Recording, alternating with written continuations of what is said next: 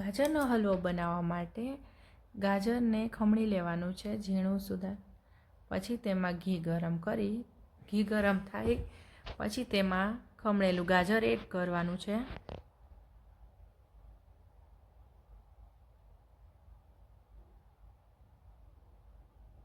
ઘી ગરમ થઈ ગયું છે, તેમાં ગાજર એડ કરી દીધું. પછી તેને ધીમા તાપે શેકવાનું છે.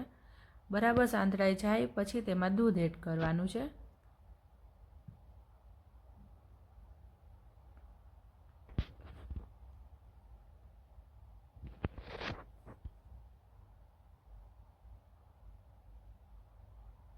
ઘી અને ગાજર સરસ મિક્સ થઈ ગયું છે પછી તેમાં દૂધ એડ કરી દે.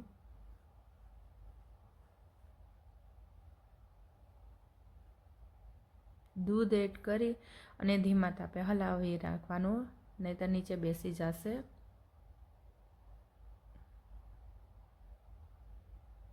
દૂધ જ્યાં સુધી બળી ના જાય ત્યાં સુધી સાતળવાનું છે, એટલે ગાજર પણ તેમાં ચડી જાય. એકદમ ઘાટું થઈ ગયું છે.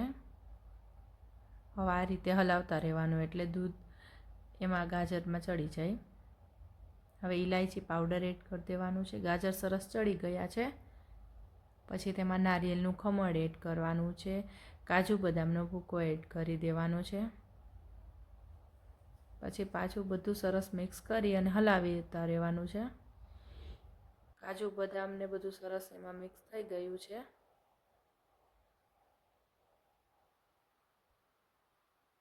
પછી તેમાં ખાંડ એડ કરવાની છે.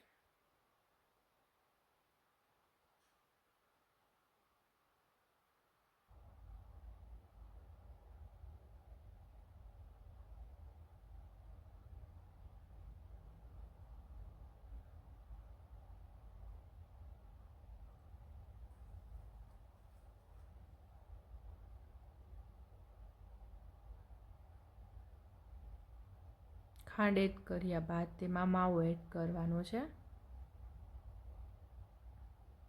જેનાથી ગાજરના હલવામાં સ્વાદ બહુ સારો આવે છે. હલવો બની ગયો છે.